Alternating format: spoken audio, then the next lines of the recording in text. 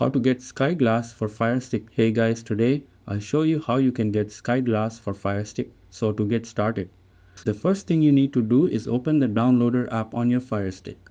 You can find it right from your home screen. Just scroll to the search bar and type in downloader if you haven't installed it yet.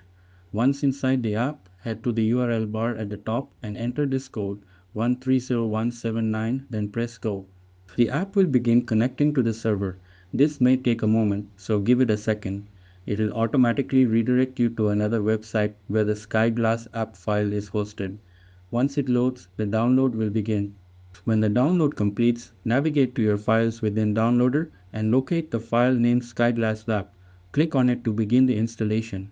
The system will start preparing the app and prompt you with an install option. Just select install and let it finish setting up. Once installed, you'll get a confirmation saying app installed.